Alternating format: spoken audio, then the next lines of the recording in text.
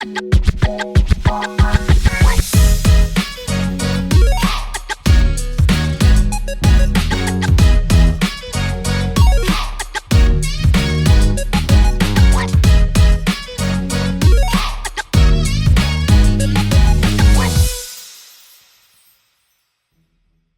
tout le monde, c'est Clem Coco. On se retrouve pour une nouvelle vidéo qui aura pour thème la review du 9e épisode de Koh-Lanta, le feu sacré. Et oui, déjà 9e.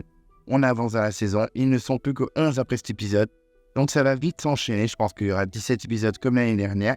Donc ça va vite passer. Donc on profite des épisodes qu'on a. Et en attendant de vous révéler ce qui s'est passé dans cet épisode pour par exemple Gilles, Grace ou encore Quentin, je voulais vous remercier. Voilà, je ne lâche pas comme d'habitude. Je sais que vous en avez marre, mais j'insiste. Je voulais vraiment vous remercier pour tous vos retours, votre fidélité, tous vos commentaires, tous vos likes, tout ça. Vous êtes au top. J'adore débattre avec vous. J'adore discuter de cette émission avec vous. C'était le but de la chaîne, donc on a réussi ensemble. Donc c'est top. Sans vous, je ne suis rien. Donc vraiment, merci. Si vous ne voulez pas louper les prochaines vidéos de Clem Coco, qu'est-ce qu'on fait? On s'abonne à la chaîne. On n'oublie pas de déclencher la cloche de notification si on ne veut rien louper. Vous pouvez vous perdre dans les communautés. En ce moment, il y a le tournoi de vos candidats préférés dans les All-Stars. Donc, on vote pour celui qu'on aime le plus et pas forcément le meilleur. Vous pouvez également mettre un pouce bleu à la vidéo. Ça fait toujours plaisir. En tout cas, moi, ça me fait plaisir. Vous pouvez me suivre sur les réseaux sociaux. J'essaie de poster fréquemment sur Instagram, donc on n'hésite pas à me follow. Et donc c'est parti, nous rentrons dans le dernier épisode qui va commencer avec les ambassadeurs qui étaient un peu choc, il faut l'avouer. Et là, on ne traîne pas, on rentre directement dans l'épisode au niveau des ambassadeurs. Il n'y a pas de petite intro avec de la musique, du suspense, de l'action. Rien du tout, on est directement dans les ambassadeurs. Au moment où Grace et Quentin ouvrent leurs mains et on voit qui a la boule noire, qui a la boule blanche. Et effectivement, Grace a eu la boule blanche et Quentin a eu la boule noire. Et très vite, les réactions arrivent chez les candidats. En effet, après le petit mouvement du jeté de boule blanche de Grace, on a quand même une Grace qui est dépitée de voir que Quentin est allé jusqu'à la boule noire. Elle lui dit clairement, j'aurais trop aimé continuer l'aventure avec toi. En mode, le traite un peu de stupide, quoi. Elle est vraiment en mode, mais pourquoi t'as fait ça? T'es complètement bête pour des gens un peu perdus. Et Quentin dit non, mais tu peux pas comprendre. J'ai des principes, j'ai des valeurs. Je le dis même à Denis. Voilà, moi, franchement, je suis content. J'ai jamais eu mon nom sur le papier. Et si j'avais trahi quelqu'un, si j'avais voté contre quelqu'un ou éliminé quelqu'un, franchement, je n'aurais pas kiffé. Donc voilà, ses principes, ses valeurs. Quand elle est à cheval sur ça, bon, mais tant mieux. Moi, honnêtement, j'aurais été content, j'aurais dégagé Anne-Sophie ou Esteban, rien à faire, puisque je suis dans l'alliance majoritaire. Enfin, je suis chez les rouges, mais je vais clairement m'associer aux ex-jeunes. Donc, aucune inquiétude. Moi, franchement, ça aurait été simple. Anne-Sophie, ça dégage tout ça pour qu'elle vienne au conseil suivant. Oui, je vous spoil tout direct. Ah, si vous avez vu la review, c'est que vous avez vu l'épisode. Ah, mais en tout cas, voilà, oui, on savait qu'Anne-Sophie, elle n'est pas trop traînée dans l'aventure non plus. Donc, franchement, j'aurais été à sa place, j'aurais vite dégagé Anne-Sophie. Bon, il n'a pas voulu, il a des principes. Très bien, restez sur tes principes, Quentin. En attendant, tu es dehors. Et on a une place quand même qui l'empêche un peu, hein, qui est un peu, voilà, un peu triste de la situation, qui en revient pas trop. Qui sont allés jusque-là et tout. Donc, c'est vrai qu'on sent Grace à la fois, pas forcément contente de ce qui s'est passé, mais elle est sauvée, mais à la fois, ça l'embête limite autant que lui, voire plus. Et on va voir que dans l'épisode, effectivement, Grace, il y a quelque chose derrière, elle est vraiment dégoûtée un petit peu de la situation. On retourne sur le camp et là, effectivement, on a Frédéric et Nicolas qui sont dans la jungle. Ils font leur petite manigance et ils ont raison, il faut y aller maintenant, il faut attaquer direct. Et effectivement, ils discutent du fait que les ex-jeunes, voilà, on est vraiment ensemble, que les puissances 4, voilà, ça va être très uni, c'est-à-dire Gilles, Quentin, Nicolas et Frédéric. Mais ce qu'ils ne savent pas, c'est que Quentin vient d'être éliminé aux ambassadeurs. En attendant, eux, ils font leur petit plan, clairement, ils veulent sortir tous les rouges. Donc voilà, Anne-Sophie, ensuite Elena, ensuite Esteban. Mais Frédéric, très rapidement, il raconte à Nicolas que chez les ex-rouges, pour s'en sortir, ils ont dû s'allier à droite à gauche et qu'effectivement, Clémence, par exemple, est très très proche d'Elena et qu'ils se sont alliés à Elena en sortant Tania, Rudy, et que la prochaine c'était clairement Anne-Sophie. Donc Nico, ça lui plaît pas. Lui, il dit qu'il direct qu'il a déjà mal à la tête, que ça va être compliqué, ça y est, les premières stratégies vont commencer à se mettre en place. Il redoutait ça et forcément, ça arrive. Il y a eu un swap, donc forcément de nouvelles alliances, de nouvelles amitiés, de nouveaux liens. Donc forcément, Nico est pas très content, mais en même temps, c'est le jeu. Voilà, c'est vrai que quand il a dit ça, je te vois. Mais on est dans Koh-Lanta, c'est pas que du sport, hein, mon grand. Bon, moi j'aime bien quand même, c'est Nico, mais j'avoue que là, j'ai pas trop compris son délire à se dire, oui, à la réunification, ça va être le bordel. Mais bien sûr que ça va être le bordel, Nicolas. Alors, surtout avec la swap avant. Si ça avait été que des jaunes et que des rouges et qu'ils ne savaient pas bouger jusqu'à la réunification, pas Glanding et c'est bon, ça dégage. Sauf que là, pas du tout. Donc c'est vrai que Nicolas, voilà, il y a plus confiance, par exemple, en Julie, ou peut-être même Tania. Peut-être pas Tania, mais au moins Julie. Mais Clémence, c'est pas qu'il n'a pas confiance en elle, mais il a des doutes. Voilà, elle se dit, elle est quand même peut-être avec Elena, avec des ex-rouges. Elle n'est pas totalement ex-jeune. Donc c'est vrai que c'est un peu compliqué pour lui. Et Fred, de son côté, il nous fait Nicolas du Totem Maudit. Il veut faire la top des ex-jeunes en faisant, voilà, un petit double jeu. En gros, il fait croire aux rouges qu'il est avec eux, clairement. Mais il est vraiment avec des ex-jeunes, c'est-à-dire Nicolas, Quentin, Grace et compagnie. Donc, il nous fait clairement un petit Nicolas du Totem Maudit. On sent que clairement, ça va être le bazar, qu'il va falloir bien saisir tout le monde parce qu'il y a eu des alliances dans tous les sens depuis le début de l'aventure. Mais on sent quand même que le duo Frédéric-Nicolas est très lié, parce qu'on les voit surtout parler tous les deux et pas forcément avec Gilles. Bon, Quentin était aux ambassadeurs en train de se faire éliminer par Grace, donc il n'avait pas le temps de faire des stratégies. Mais c'est vrai que Gilles est un peu plus à part. On voit qu'après ils sont tous les trois, mais Gilles est un peu plus au second plan. Alors que là, on sent que Fred et Nicolas, ça peut être un duo très très solide jusqu'à la fin de l'aventure. Donc est-ce que ce duo va se faire casser un jour ou l'autre par des candidats un peu plus à l'écart comme Tania, Laura, Julie, qui vont se dire oula, c'est un peu dangereux tous les deux? Peut-être. C'est vrai que là, on est vraiment assez liés, donc ça fait dangereux pour la suite de l'aventure. Les ambassadeurs débarquent sur l'île. Donc là, c'est vrai que tous les candidats qui sont un peu dans l'expectative, qui sont un peu stressés, qui veulent vraiment savoir, voilà, qu'est-ce qui s'est passé. Donc, ils analysent le visage de Quentin, ils analysent le visage de Grace. C'est vrai que les deux ont un visage assez fermé, en particulier de Quentin. Donc, c'est vrai que les candidats sont plutôt inquiets.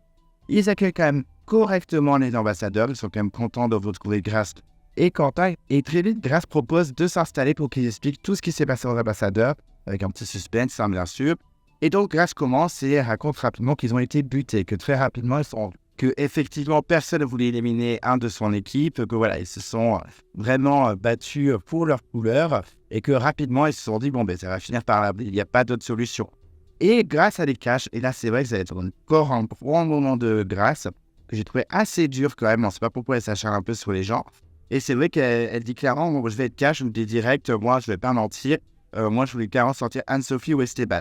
Et c'est vrai que face caméra, elle dit, de toute façon, tout ce qui s'est passé à l'ambassadeur, ça va se savoir un jour. Je pense qu'elle parle du fait que ça va être diffusé à la télé. Honnêtement, ce sera le dernier moment où les gens vont tout savoir. Mais donc, elle préfère dire, voilà, moi, je préfère le dire direct, que ça sorte de ma bouche et pas de quelqu'un d'autre, que ce soit déformé. Moi, je suis cash, je ne cache pas que j'ai fait, ce que j'ai dit, etc. Et ça, je trouve ça plutôt cool de la part de Grace, même si la semaine dernière, je vous l'ai déjà dit, elle m'avait pas mal déçu. C'était une de mes femmes avec Alexandre depuis le début. Et c'est vrai que, bon, voilà, aux ambassadeurs, j'ai trouvé un peu limite. En effet, donc, elle m'avait un peu déçu. Et là, j'ai trouvé assez juste dans ses propos en disant, oui, c'est sûr que ça va se savoir. Donc, autant le dire cash et on en parle plus. Mais elle est un peu violente. Hein, clairement, elle mâche pas ses mots, elle a pas la langue dans sa poche. Elle y va franco, elle n'hésite pas. Hein, on va pas se mentir. Et le premier argument qu'elle sort, c'est clairement que Esteban et Anne-Sophie sont les moins méritants sur les épreuves, qu'elle n'a pas envie de soutenir Esteban dans cette aventure en mode « Allez, il faut se bouger, etc. » Elle dit également que Anne-Sophie est fourbe, avec carrément, on y va, quand on fait des petites piques. Donc c'est vrai qu'Anne-Sophie était vraiment un game. Donc clairement, elle rigole zéro. Elle dit également que Anne-Sophie peinait beaucoup sur les épreuves. Donc ça tire à balles réelles, hein. Vraiment, elle lâche pas l'affaire. Moi je me dis, mais Grace, tu es encore dans le jeu. Là, en faisant ça, clairement, tu te tires un peu une balle dans le pied.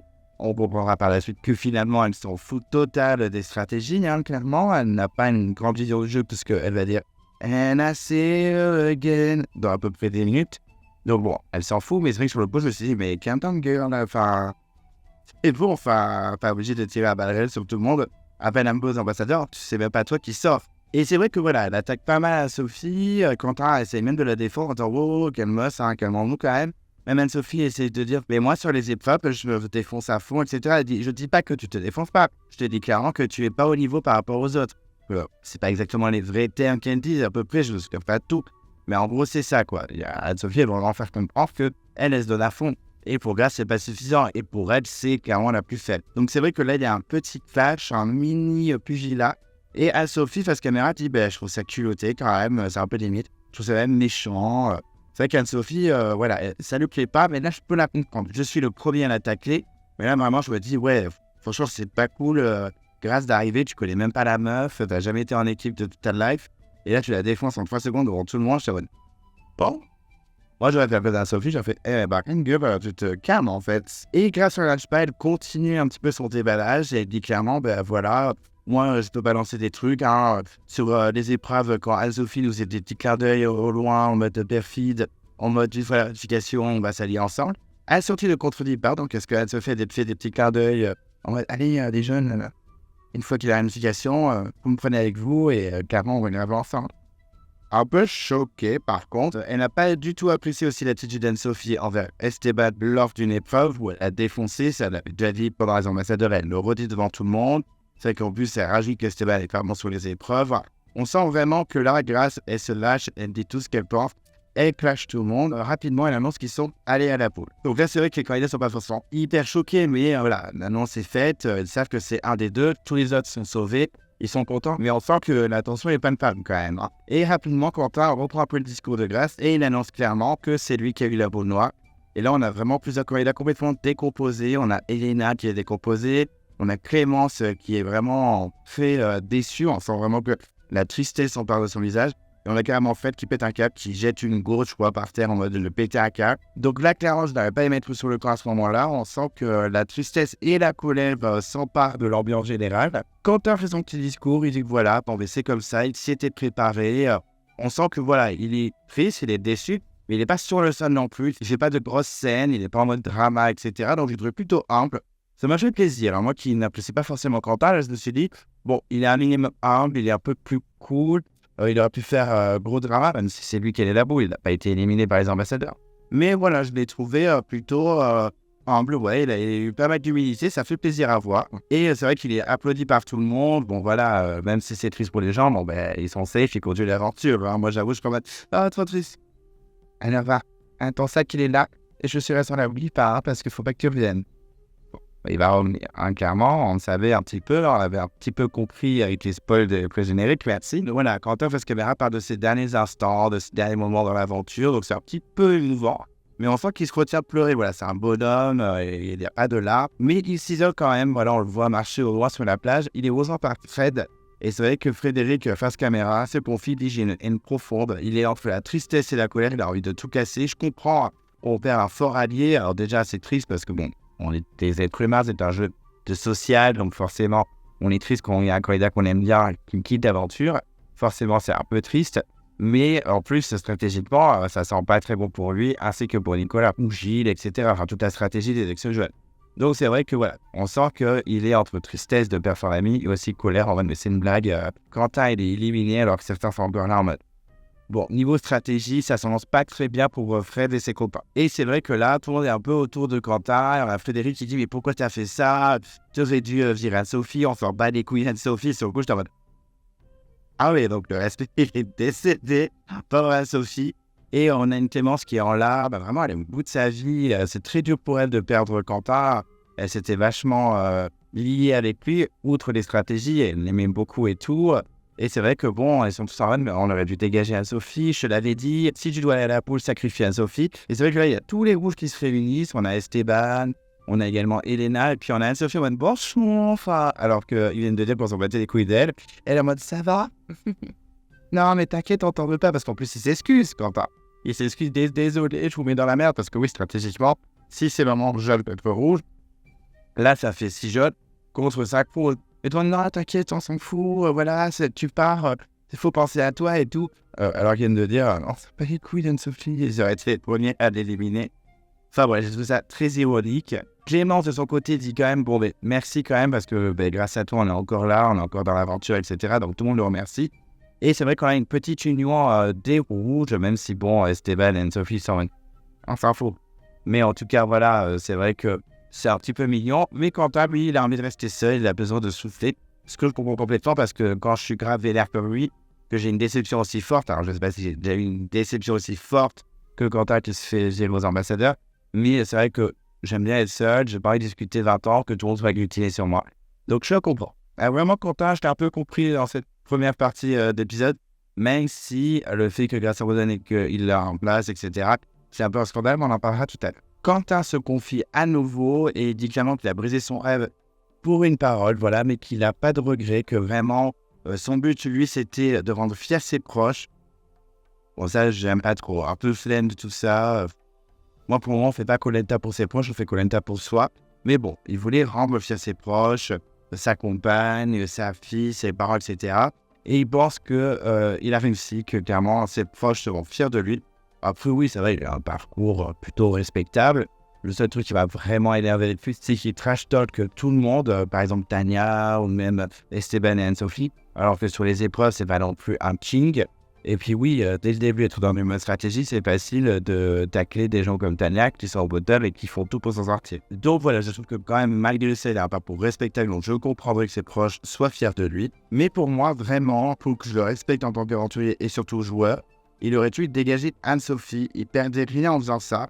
Parce que quand on voit les votes au conseil, on voit que même par exemple Esteban votera Anne-Sophie. Vraiment, je ne sais pas du tout dès le début de la review.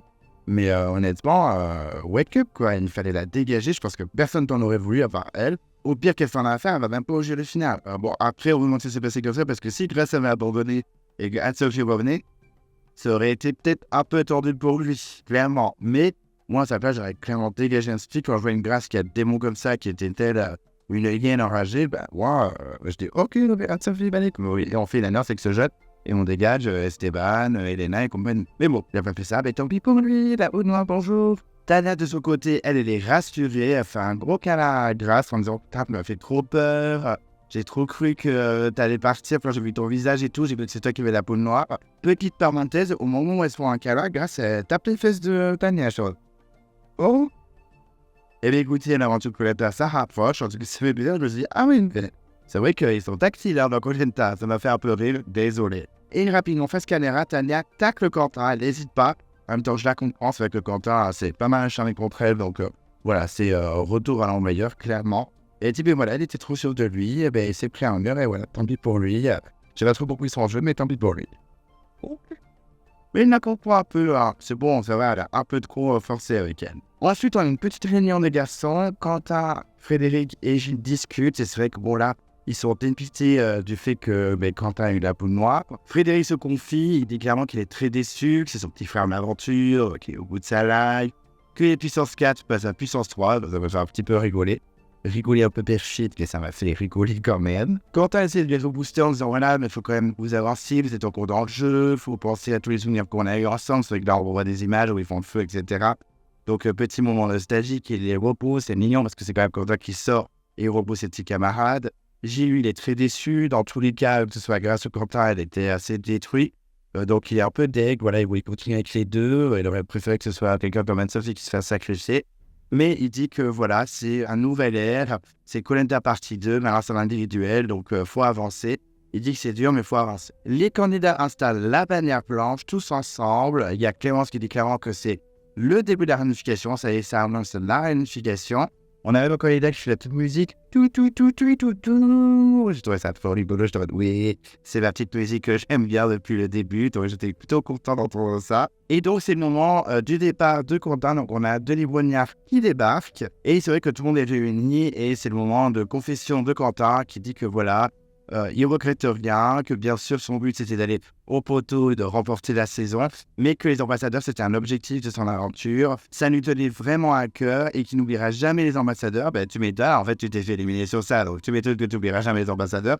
Tu t'es fait agresser par Grace pendant 20 minutes et après tu te sors la boule noire, super, oui, j'oublierai jamais, clairement. De toute façon, il y a donné que les deux ne changeraient pas de position dès le début, donc forcément, oui, ils allaient bien aller à la boule. Quentin a été buté, Grace a été buté, c'était mort, c'était les boules, donc voilà, c'est normal que ça se finisse comme ça pour eux. Denis ensuite fait un petit sondage et il demande au candidat qui c'est qui sera allé aux boules, et c'est vrai qu'à part Gilles, personne lève les mains. Moi aussi, je l'ai fait. Non, je ne serais pas allé aux boules. Et Gilles dit oui, j'y serais allé, je pense, je suis quelqu'un de parole et tout, mais par contre, voilà, je trouve que le geste de Quentin est admirable, et c'est vrai que Gilles, voilà, il est super gentil, il est vraiment sympa. C'est un aventurier vraiment cool, trop gentil, voilà. Et puis il va gagner la saison parce qu'il est gentil. Super. Génial. Moi ça me déprime, hein. Il a l'air très gentil, hein, justement, ce Gilles. Il a l'air très sympa, il a l'air très cool. Mais il est gentil, voilà, il est juste gentil. C'est un petit déprime. Vraiment, ça me déprime, c'est quelqu'un qui a le cœur sur la main. Il a un métier difficile, en plus, vraiment, voilà, il y a beaucoup d'admiration pour lui, il n'y a aucun problème. Mais dans Koh-Lanta, je ne trouve pas que ce soit un candidat incroyable. Donc ça m'embête un peu parce que quand on a ce genre de point de lui qui est vraiment le mec gentil, qui pense aux autres, qui est prêt à aller défendre les autres, etc., c'est clairement un avantage de gagnant. Donc ça me déprime un peu. Puis s'il gagne, c'est pas dramatique, mais j'aurais préféré un candidat un peu plus joueur. Et ensuite, vient le gros drama, le gros spectacle, le gros grasse show. Effectivement, Denis, il est en mode bon, ben allez, Quentin, faut partir. Le gars, ça fait j'ai un truc à dire, en fait, je peux intervenir. Ok. Et là, Grace s'avance, elle se met face au candidat. Et là, vraiment, ça tombe comme un cheveu sur la soupe. Elle dit je sais que je pourrais aller très très loin dans l'aventure parce que oui, clairement, je pense que tu aurais pu au moins aller dans les 5 derniers, c'est-à-dire les 4 mecs et elle. Clairement, c'était la fille la mieux positionnée dans l'alliance des Next Gen. Et elle dit clairement, mais moi, je ne vis pas l'aventure comme vous. Elle commence à pleurer. On sent que ça y est, elle est à bout, elle lâche l'affaire. Elle dit effectivement, moi, je pense beaucoup à ma famille me manque énormément. Alors, ça me fait rire la phrase, ma famille me manque. C'est un peu comme dans les autres télé-réalités, style un peu débile, style les Marseillais ou les Andes, quand un candidat dit ma famille me manque, je quitte l'aventure. C'est surtout la prod qui t'a dit dégage, tu ne sers à rien à l'écran, en fait, c'est inutile. Donc ça me fait souvent rire, c'est moi à chaque fois, quand je dis à mes potes, quand je quitte une soirée ou machin, je fais j'y vais, ma famille me manque. Donc quand elle a dit ma famille me manque, ça m'a fait beaucoup rire. Ça, c'est une private joke, mais ça fait beaucoup rire. Enfin bref, c'est ça pour dire que sa famille lui manque. Et vraiment, quand elle a eu la boule blanche dans sa main, elle a vu sa famille partir et elle est très triste. Elle s'est dit, bon, ben, au pire, si j'ai la boule noire, je retrouve ma famille. Et là, c'est trop dur. Vraiment, mes proches me manquent. Elle dit clairement à Gilles, il ne faut pas que tu m'en veuilles, etc. Et clairement, elle abandonne. Donc, elle abandonne l'aventure. C'est terminé pour Grace. Elle décide de quitter le jeu, surtout que, ben, du coup, comme elle abandonne volontairement, ben, elle rentre chez elle. Il n'y a pas à jouer au jury final ni rien. Ça dégage Grace. Bon, en tous les cas, elle était 12, donc elle se fait pas au jury final, même si elle avait été éliminée aux ambassadeurs. Mais voilà, elle quitte l'aventure. Et c'est vrai que ça tombe comme un jeu sur la soupe parce qu'on avait une Grace qui était battante depuis le début, qui lâchait pas l'affaire. Aux ambassadeurs, elle avait sorti l'écrou, elle avait trop le démon, elle allait jusqu'à la boule. Je pense qu'elle espérait fortement avoir la boule noire, mais c'était pas très clair au moment où il l'épisode. Moi, il y a un peu deviné que c'était elle qui abandonnait par rapport aux réactions des candidats. Même si on voit que les réactions des candidats, finalement, c'est surtout par rapport au fait que Quentin ait la boule noire au départ. Mais c'est vrai que je me suis dit, c'est Grace qui abandonne, c'est un truc inédit. Un ambassadeur qui gagne pendant le conseil des ambassadeurs et qui abandonne juste derrière, c'est du jamais vu. Donc j'ai pensé à ça direct. Et en plus, vu les réactions des gens, je me suis dit, oui, Grace abandonne, c'est obligé. Bon, on la voyait très peu dans le plan après, donc je me suis dit, oui, c'est sûr, c'est elle. Mais c'est vrai que quand on voit tout son otage depuis le début, c'est une guerrière, elle a un démon, elle est forte sur les épreuves, elle marche pas ses mots, elle est cash, aux ambassadeurs, elle s'est battue comme une lionne. Et là, elle abandonne. Donc, c'est vrai que c'est un peu surprenant sur le coup. Je pense que si j'avais été à la place des candidats, j'aurais intervenu. Ok. Donc, je dirais que les candidats sont assez décomposés. Et là, petit scandale, je tape du poing sur la table. Je suis pas très content. Effectivement, Denis accepte le fait que Grace abandonne. Et donc, Quentin revient dans l'aventure. Très bizarre. Donc, ça, c'est pas très cool par rapport à la saison 12. Où effectivement Anthony se fait éliminer aux ambassadeurs sur les poules avec Graviev et que Bernard, il ne gagne pas trop, mais quand même, RIP Dainov, pauvre petit Bernard, c'est très triste, on va qu'il soit mort, mais bon, dans l'aventure, on ne le débat, ça va faire voir. Et effectivement, Bernard voulait se sacrifier pour Anthony, mais Denis a refusé. Le seul truc qui pourrait être crédible, c'est qu'effectivement, dans la saison 12, les abandons volontaires ne sont pas remplacés. Depuis Raja en Pat, c'est le cas. Et là, si c'est bon, il veut remplacer Grave. Donc ça fait vraiment en mode Adrien dans Palawan qui abandonne pour que Grégor revienne. Voilà, je trouvais ça un peu limite. Mais c'est vrai que dans la saison 12, les abandons volontaires n'étaient pas remplacés. Donc il y a un petit débat à faire. Mais sur le coup, je n'ai pas trouvé ça cool. Je me suis rappelé de Bernard qui voulait vraiment prendre la place d'Anthony et ça a été refusé. Donc voilà. C'était mon petit coup de gueule, mais qui se défend. Voilà, je peux comprendre qu'on a un avis différent sur ce que je dis, mais j'ai pas trouvé ça cool en mode hommage à Bernard. Ils auraient pu, franchement, refuser. Voilà, ça se dégage et vous êtes plus que 10. Voilà, démerdez-vous maintenant. Et c'est vrai que de son côté, Quentin est plutôt content quand même. Alors, il dit même qu'il a envie de sauter partout en mode il a des ressorts. C'est le mec, c'est Tigrou d'envoyer une ourson. Clairement, il a trop la rage. Mais il ne le montre pas, il reste toujours arme, donc ça c'est plutôt cool. Pour Grace, en même temps, elle abandonne. Elle lui dit clairement, je te donne ma place avec plaisir et tout. Petite parenthèse, je suis tombé sur un article qu'un abonné m'a envoyé. Et elle dit clairement, j'ai regretté le soir même de mon abandon. Et de toute façon, il y a tout le monde qui regrette. Et je veux qu'ils en abandonnent, ils regrettent les candidats. Donc arrêtez d'abandonner, tenez le coup.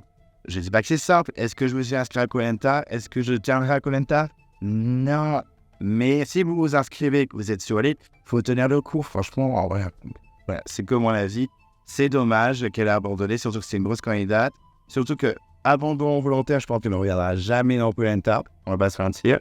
À moins qu'ils aient vraiment la rage, mais c'est jamais arrivé. Je pense que la preuve va dire non. Parce qu'elle peut re-abandonner dans son All-Star. Donc c'est dommage, mais voilà, je trouve ça con de faire autant de temps de casting pour arriver dans l'aventure, à moitié d'aventure, et dire non, ma famille, non. C'est que 20 jours. Je sais que c'est compliqué de aller sur l'île, mais c'est que 20 jours. C'est un peu dommage. Voilà, je trouve qu'on a beaucoup taclé Benjamin à mon volontaire, mais Grace, c'est un peu pareil. Donc moi, je suis assez impatient de voir dans les prochains tournois si les gens qui détestent les abandons vont voter pour elle ou pas. Attention à vous, je vous surveille. Grace leur dit donc au revoir, elle les repousse, elle leur dit il faut profiter de votre aventure, voilà, faut vous donner à fond, allez-y pour moi. Elle se re-excuse auprès de Gilles, elle fait faut vraiment pas que tu m'en veuilles, Gilles, excuse-moi, mais moi j'en peux plus et tout.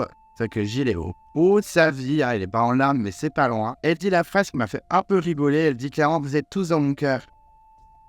À Sophie et Stébat, je suis pas sûr, vu comment tu les as destroyés il y a même pas 10 minutes. Je suis pas sûr, clairement, Grace. Et donc voilà, c'est le départ de Grace. Elle fait un dernier câlin à tout le monde. Et c'est vrai qu'on a Gilles qui est vraiment à bout. Elle lui dit, mais tu m'en veux pas trop? Il fait, si, je t'en veux. On sent que Gilles a vraiment les boules qui se cassent. Mais en même temps, Tania aussi est très, très, très émue. C'est vrai qu'elle tourne le dos à la caméra. On sent qu'elle est vraiment à bout. Elle est en larmes, elle dit clairement que c'est une femme incroyable, qu'elle ne regrette pas du tout d'avoir fait Koh-Lanta parce que grâce à ça, elle a rencontré Grace. Alors que Grace était la première à dire « Ouais, Tania, c'est la plus faible, donc je conseille, elle dégage, elle le sait, elle est au courant. » Bon, au moins, elle est honnête, mais c'est vrai que c'est un peu, hard cette relation, je trouve. Mais en tout cas, elle dit qu'elle est incroyable et qu'elle l'adore. Un petit message d'amour de Tania, ça fait plaisir. Et donc voilà, Grace s'en va avec Denis, c'est terminé. On a une petite rétrospective sur son aventure. Bon voilà, c'est un peu triste parce que moi c'est Colette que j'adorais depuis le début, elle m'a pas mal déçu dans l'épisode d'avant. Finalement, je ne suis pas si triste de ça que son départ, alors que ça nous fait récupérer Quentin, que j'aime pas trop de faux. Mais voilà, si elle n'a pas envie, si elle a envie de partir, je préfère ça qu'elle subisse tout jusqu'au bout, qu'elle soit exécrable et que je finisse par la détester à la fin de la saison. Donc finalement, Grace, j'aime bien, elle m'a un peu déçu, donc j'aime moins qu'au début. Définitivement, cette saison, je suis désolé, c'est un peu plus de gueule, mais j'ai aucun coup de cœur à part Alexandre et il est parti en 3 secondes. Et en plus, vu qu'il est parti avoir la réunification, la poste ne va pas le rappeler pour avoir All-Star, ça c'est sûr. Et s'il devait rappeler quelqu'un qui est parti avant la réunification de cette saison pour All-Star, ce serait Luigi. Il est tellement mis en avant que... Donc ouais, pas de gros coup de cœur au final dans cette saison, même si j'aime bien Nicolas, mais il est trop dans le qu'on mérite, les puissances caf et tout. Mais je l'aime bien quand même, mais c'est vrai que ouais, c'est dommage, ma mini-portrait d'elle, bon ben ouais. C'est un peu choc en plus qu'elle abandonne quand on voit tous les épisodes de début de saison, mais c'est comme ça. Bisous Grace, c'est dommage parce que voilà, il y a un petit gâchis quand même. Pour Quentin, le sentiment qu'il ressent là, clairement, c'est indescriptible pour lui. Il est vraiment très content. Il a du mal à réaliser. Il s'était vraiment préparé à sortir. Il dit même qu'il a eu plus de facilité à réaliser de sortir que maintenant revenir dans le jeu. Donc voilà, mais il est plutôt content. Il dit même que c'est sa seconde chance, qu'il a souvent ça dans sa vie. On a encore des images de son portrait. Alors, on l'a déjà eu la semaine dernière. J'étais en train de pouvoir se photographier son portrait. Finalement, elle est très courte, donc ça va, mais je me suis dit inutile. C'est bon, on a pris, on l'a déjà vu la semaine dernière. Et c'est vrai qu'il explique aux autres que ça a toujours été ça, sa vie. C'était des hauts, des bas, toujours une seconde chance, toujours une bonne étoile qui le suit. Finalement, cette bonne étoile était là, un petit peu, quand même, il faut le dire. Donc, enfin bref, il est plutôt content, il est plutôt ravi de cette situation et je peux largement comprendre. Mais en même temps, il a l'impression d'avoir volé la place de Grace. Et là, tout le monde dit, mais n'importe quoi, ça va pas, non, c'est un cadeau qu'elle t'a donné. Et c'est vrai que oui, il a volé la place de Grace, Grace a voulu abandonner, ça t'a fait revenir, tant mieux, hein, c'est des règles de Koh-Lanta, c'est comme ça. Valide ou pas, c'est comme ça. Et rapidement, il dit que voilà, c'est un survivant de Koh-Lanta et dans la vie, et qu'il va kiffer Grace en aventure et qu'il va la vivre à fond, pas forcément que pour Grace, mais un peu pour Grace aussi. Pour Gilles, ça a été une grosse journée, clairement, il savait qu'un de ses gros piliers allait sortir, il dit même que ça a été le coup de Grace. Gilles est un petit peu comique, ça y est, il se réveille un peu. Une petite personnalité se cache sous cette apparence un peu lisse, et bien oui, effectivement, il fait des petites blagues. Il a clairement pris une claque, pour lui l'aventure c'est vraiment le chaos, là, il ne sait pas comment ça va se passer sans elle. Il n'a pas le choix, il doit continuer l'aventure sans elle, mais ça va être très dur, effectivement, de plus continuer sans Grace. Mais il reste assez content que Quentin reste dans l'aventure, donc c'est plutôt cool pour lui. Et on sent vraiment que tout le monde est un peu déstabilisé par le départ de Grace. On a effectivement Laura qui dit, voilà, je fais quand même une de mes plus grosses alliées d'aventure. Donc c'est un peu compliqué, ça redistribue un petit peu toutes les cartes. Et il dit clairement que ben voilà, il va falloir se sortir les doigts des fesses. Donc j'ai ok, petite expression de Laura. Et que voilà, il va falloir discuter un peu à droite à gauche et faire de nouvelles alliances. Donc on sent une Laura un peu dans la réflexion qui est en mode, ok, elle n'est plus là, c'est pas grave, il faut que je me retrouve une autre alliance. Elle a retrouvé Clémence, qui elle est Elena. Elle peut se rapprocher fortement de Tania. Elle a joué des outputs. Je pense que les filles, moi je prie pour que les filles retournent les puissances 4. Vraiment, les puissances 4, j'ai un peu du mal. Si Frédéric ou Quentin pouvaient sauter avant la finale, ce serait bien. Donc j'ai grand espoir que les nanas féminines, c'est toujours en mode non, les alliances féminines ça tient jamais, gna. Je sais pas pour les alliances de sexe, etc. Mais là, clairement, c'est mon seul espoir. Donc je croise les doigts pour que Laura, Clémence, Elena se réveillent et qu'elles récupèrent Julie ou un petit Esteban ou une petite Tania. Bon, ça m'étonnerait de Clémence qui déteste Tania. Mais récupérer un petit Esteban ou une petite Julie pour retourner les puissances 4, je croise les doigts. En parlant des puissances 4, effectivement, ils se retrouvent dans la jungle, ils sont plutôt contents d'être ensemble. Frédéric est ravi, tu m'étonnes, il n'a perdu Quentin, il était en mode non. Et là, hop, il le récupère grâce à grâce. J'adore les mots, je suis un peu comme Gilles. Et ils commencent un petit peu à élaborer leur plan. Et c'est vrai que Nicolas dit, voilà, on peut être tous les 4 et on peut ajouter Laura et Julie. Donc sur le coup, je me dis, même pas Tania. Ah ouais, vraiment Tania, vous voulez la dégager. Et en même temps, Nicolas se méfie de Clémence, qui n'est pas tout à fait ex-jeune, elle sait pas trop. Elle s'est un peu ralliée avec Elena, etc. Mais Frédéric et Quentin, eux, ils sont clairement, non, nous, on veut aller avec Clémence, on veut la protéger, on va aller très loin dans l'aventure avec elle. Et Nico dit, ok, mais attention, faut pas se faire repérer. Voilà, on joue tous un peu double jeu, surtout Frédéric et Quentin. Donc clairement, il faut pas se faire repérer. Et rapidement, ils disent, bon, on a les 7 derniers. En gros, les 4 garçons, c'est-à-dire Gilles, Quentin, Nicolas et Frédéric, plus ces 3 filles, Laura, Julie et Clémence. On verra si ça tient. Je croise les doigts que non. Et que les filles retournent toutes ces stratégies masculines qui est insupportable. Ensuite, Denis Angroff nous rappelle que Quentin a un collier, parce que c'est vrai que il était éliminé aux ambassadeurs avec un collier, finalement il revient toujours avec son collier. Mais effectivement, il n'avait pas en poste parce que c'était Frédéric qui l'avait, puisque avant les ambassadeurs, il avait filé à Frédéric au cas où s'il sortait. Comme ça, si Quentin quittait l'aventure, Frédéric avait au moins un collier pour le premier conseil de la rectification. Donc j'ai dit, il va falloir que je le récupère parce que je vais l'utiliser pour moi, etc. Et ils se disent, on n'a qu'à le faire pendant la rotation du feu cette nuit. Pourquoi pas au moment où on est en train de discuter que personne ne nous regarde. Ok, donc petit plan machiavélique. Effectivement, tout le monde se couche, il y a le feu, et hop, il se passe le collier. Voilà, c'est un petit peu inutile. Franchement, je comprends pas pourquoi ils prennent autant de précautions parce que clairement, il y a plein de moments où ils sont dans la jungle. Ils auraient pu traverser le filet, mais ok. Le fond m'aura dit, il faut arrêter les gens d'or. Très bien. Quentin est content d'avoir récupéré le collier dans tous ses états. Voilà, il dit j'arrive pas à m'en mettre de toutes ces émotions. C'est vraiment un ascenseur émotionnel. Donc il est tout content. Et puis on est content pour Quentin qui est encore à l'aventure. Joie. Le lendemain matin, nous retrouvons Quentin qui est très passif, qui est très content de sa deuxième chance. La chance c'était de faire Polenta et sa deuxième chance c'est de revenir dans le jeu. Et on a un petit moment où tout le monde se réveille tranquillement en regardant le lever de soleil.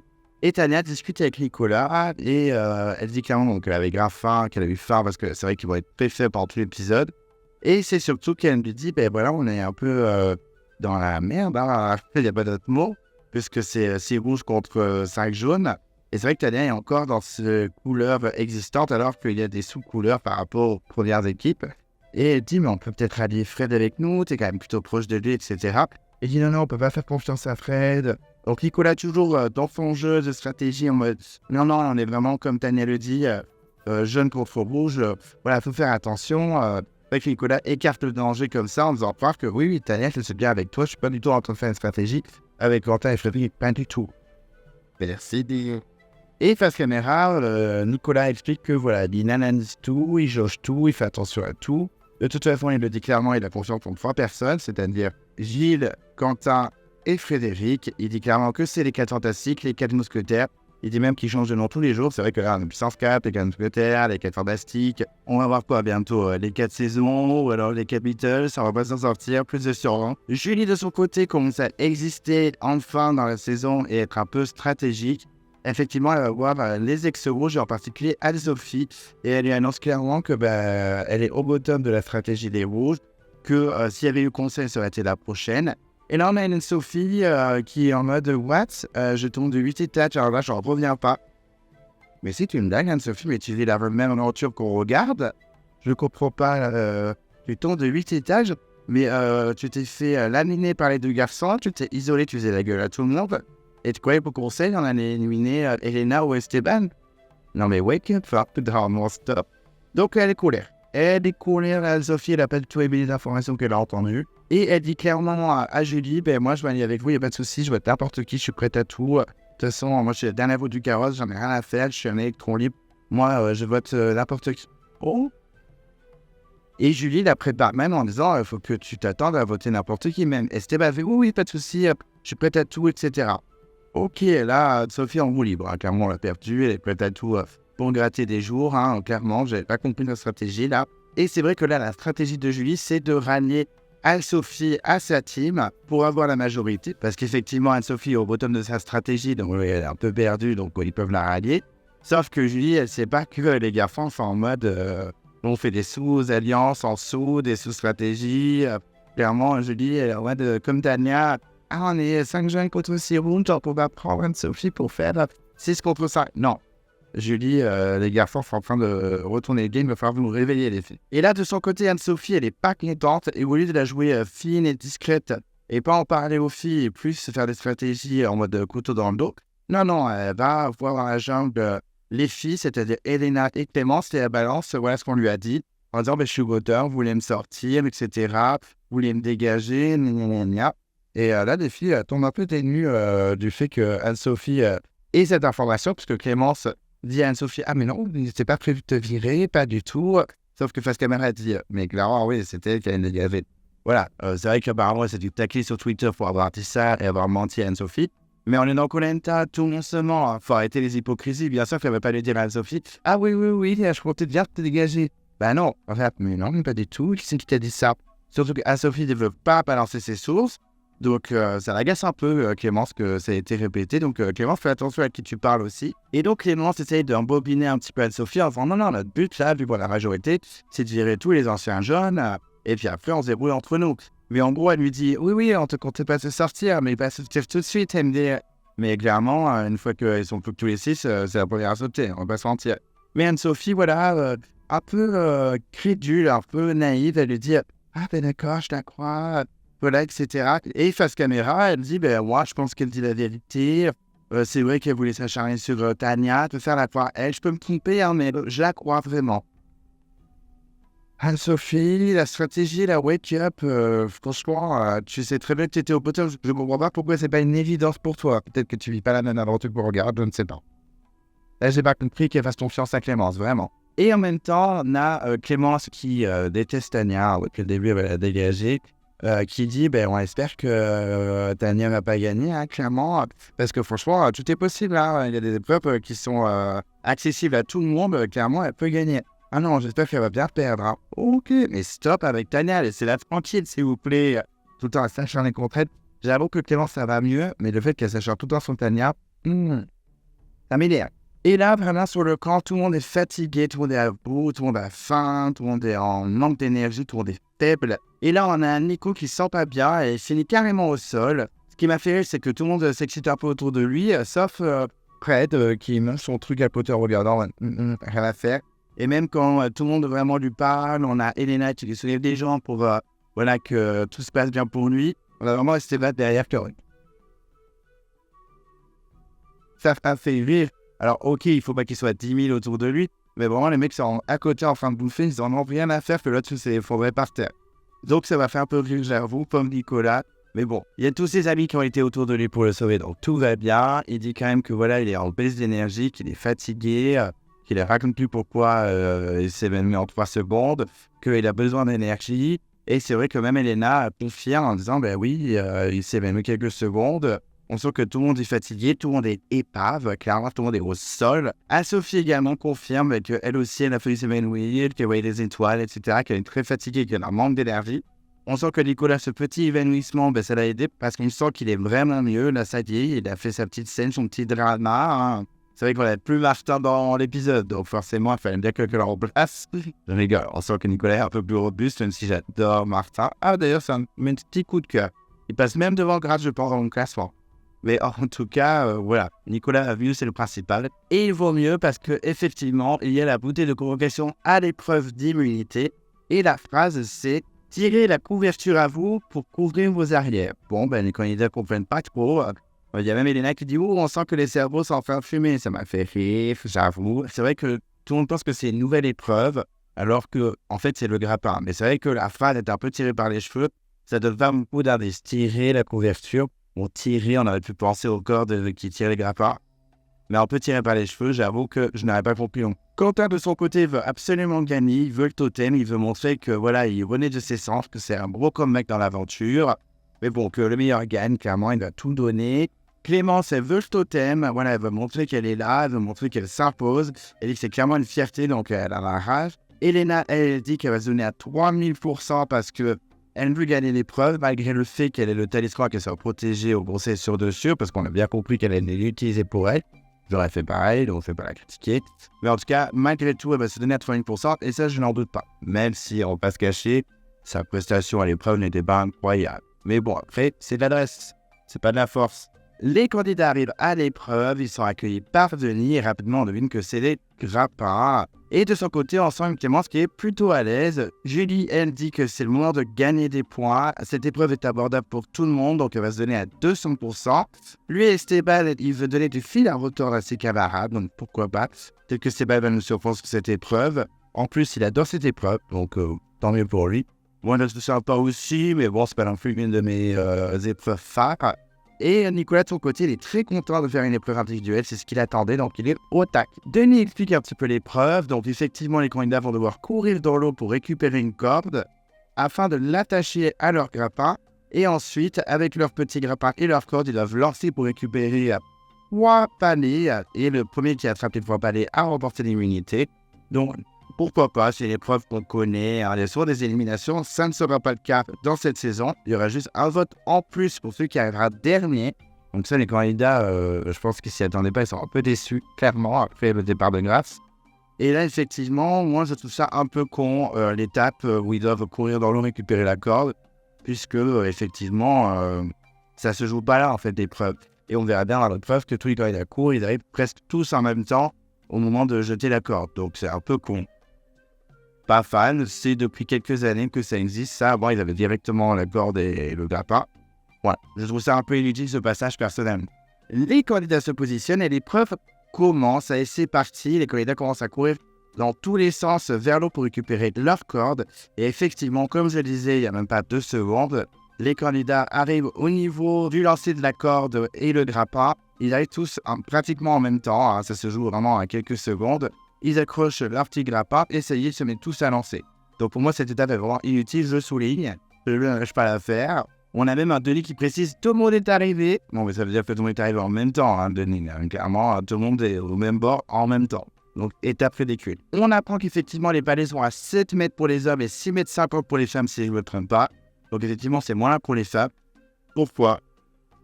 Ça, je ne sais pas, parce que c'est pas une épreuve de force. Voilà, je ne comprends pas pourquoi les femmes sont avantagées sur cette épreuve. Pourtant, je suis à la limite du féminisme, mais là, je comprends pas. Alors, je l'ai déjà dit, je crois, dans les années précédentes. Je comprends pas le délire. Mais bon, c'est comme ça, on va accepter. Rapidement, Denis dit que c'est Esteban qui prend de l'avant, donc j'étais plutôt content pour lui, ça lui met un peu de la confiance en lui. Et Laura est plutôt bonne aussi, apparemment, elle fait de bons tirs, etc. Bon, on verra qu'elle ne gagnera pas les choses, mais en tout cas, elle n'est pas si mauvaise que ça, en tout cas au lancer de corde et de grappin. On sent également que Gilles et Nicolas sont pas mauvais du tout, et effectivement, Nicolas attrape le premier palais, suivi de triplé par Laura. Donc on se dit, il va peut-être avoir un duel entre Laura et Nicolas. Spoiler alert, pas du tout. Rapidement, Gilles chope aussi son premier palais, suivi de Frédéric, mais également de Clémence, qui va être très très bonne dans l'épreuve. Ça fait une égalité, on a 5 candidats qui ont un palais, on a Gilles, on a Clémence, on a Frédéric, on a Nicolas et Laura. Donc c'est plutôt serré, mais Nicolas enchaîne avec un deuxième palais. On sent que Nicolas va peut-être dominer l'épreuve, mais Clémence ne lâche pas de son côté puisqu'elle attrape aussi un deuxième palais. Donc on se dit, finalement, Laura va peut-être être out. Et ce sera vraiment le duel Nicolas-Clémence. Esteban de son côté a son premier palais. Gilles chope son deuxième palais, donc il lâche pas. Il voit les deux qui sont bien en tête avec leur palais, il les rattrape. Donc égalité parfaite entre Gilles, Clémence et Nicolas. Anne-Sophie chope son premier palais, donc j'étais un peu content pour elle quand même. Je me dis, bon, moi, peut-être pas dernière. Ensuite, c'est un deuxième palais pour Frédéric qui égalise avec les 3 premiers que je vous ai cités. Et on sent que pour le troisième palais, il y a un petit duel de chope entre Clémence et Nicolas. On sent que tous les deux ne sont pas loin, que ça va se jouer empreint des deux pour la victoire, pour le totem, pour l'immunité. Mais c'est finalement Clémence qui l'emporte, effectivement. Elle l'attrape devant un Nico un peu blasé qui aurait casse ses couilles. Bon, on verra bien que finalement, Nicolas ne va pas arriver deuxième, donc il n'était pas si près du but finalement. On sent que Clémence le dominait quand même, donc chapeau à elle. Je l'adore pas forcément, mais bon, c'est bien, elle s'est bien battue. Elle qui voulait pour être totem, au moins elle l'a eu. Et effectivement, Nicolas n'arrive pas à se souvenir puisque c'est Gilles qui attrape son troisième palais. Il prouve quand même qu'il est très utile dans les épreuves, hein, que ce soit l'équilibre, l'adresse ou alors la survie avec le feu. Effectivement, il est très bon et là, il remporte la deuxième place. C'est pas la première, mais c'est déjà pas mal quand même. Il est suivi de très près par Frédéric qui attrape son troisième palais, qui est donc troisième du jeu. Et là, je me dis, mais Nicolas, vraiment, il n'était pas non plus près du but tant que ça, en fait.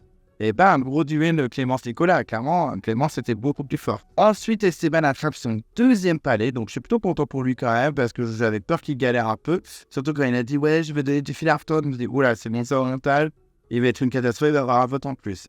Et très rapidement, Denis annonce que Quentin, Julie et Tania ont 0 palais. Je dis, ok.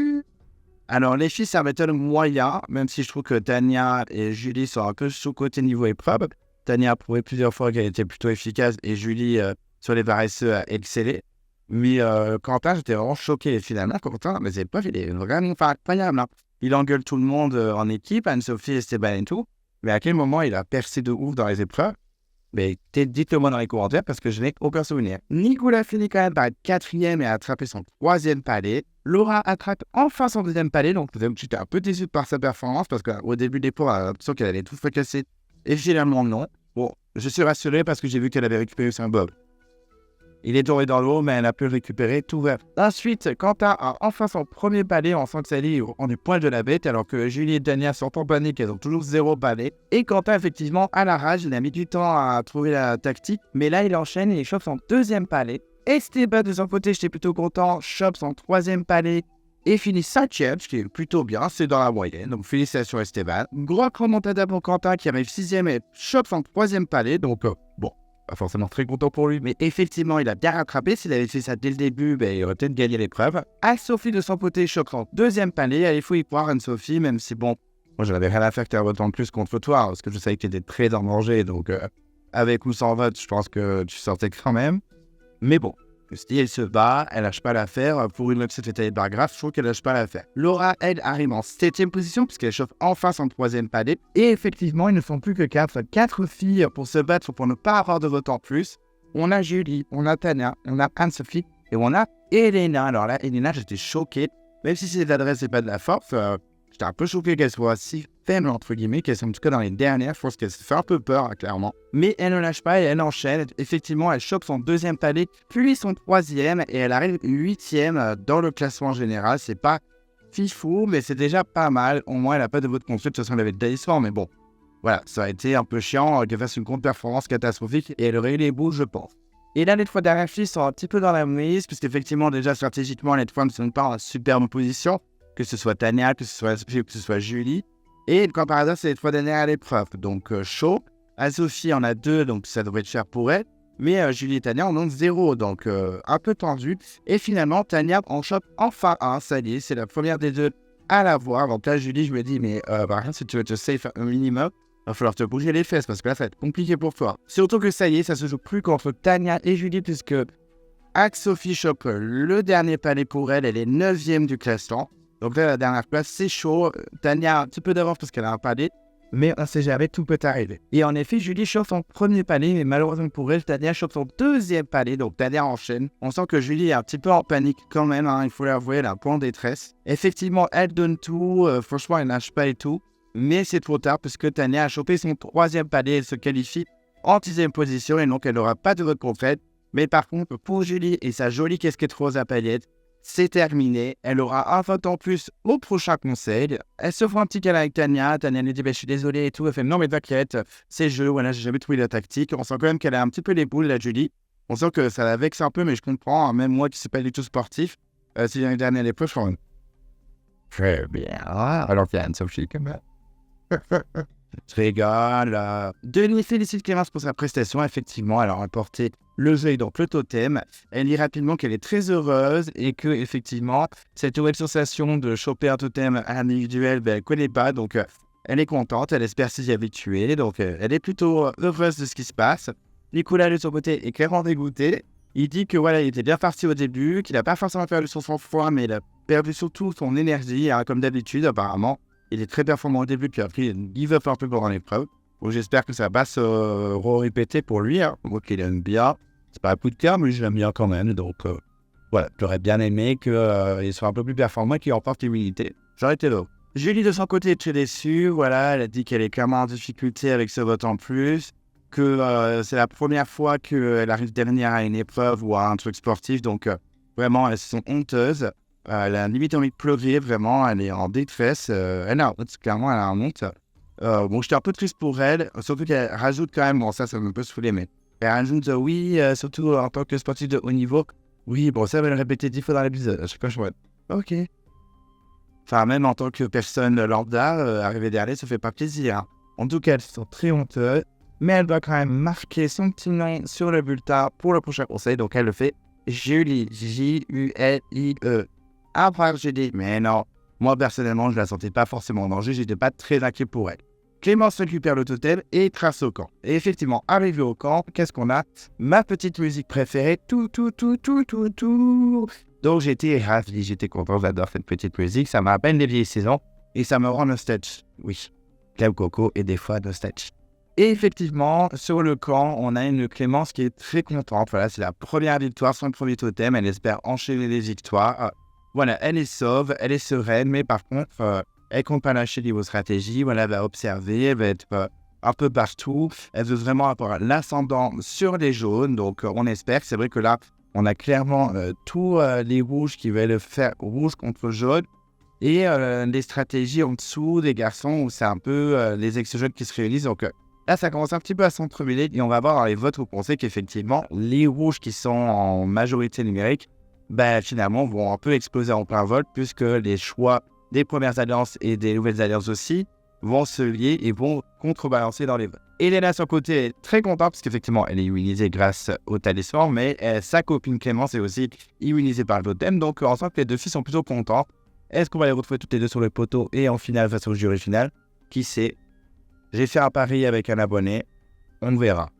Moi, j'en suis pas trop sûr, mais je tiendrai mes paris. Ensuite, ça va être un gros passage sur Julie, puisqu'effectivement, depuis le début de la saison, j'avais un peu Julie le fantôme. C'est un peu la Géraldine de l'année dernière. Géraldine Corridor qui a quand même gagné les poteaux et qui a eu un montage fantomatique. C'est assez hallucinant. Et là, c'est un peu pareil avec Julie. C'est vrai qu'on l'a pas trop vu depuis le début de la saison. Et là, depuis sa prestation au paresseux où elle a failli gagner face à Elena, on la voit un peu plus. Et là, c'est un peu négatif parce qu'elle est très en danger. Elle commence à paniquer. Elle est vraiment à bout. C'est un peu le craquage pour elle. Elle va même pleurer face caméra. Et elle dit, en tant que sportive de haut niveau, flemme, Julie, flemme. Mais en tout cas, elle dit quand même que, voilà, elles se sont très honteuses. Elle a vraiment cette sensation de honte, ce sentiment de honte, ouais, clairement, d'arriver dernière à une épreuve. Et puis maintenant, elle a un vote en plus contre elle.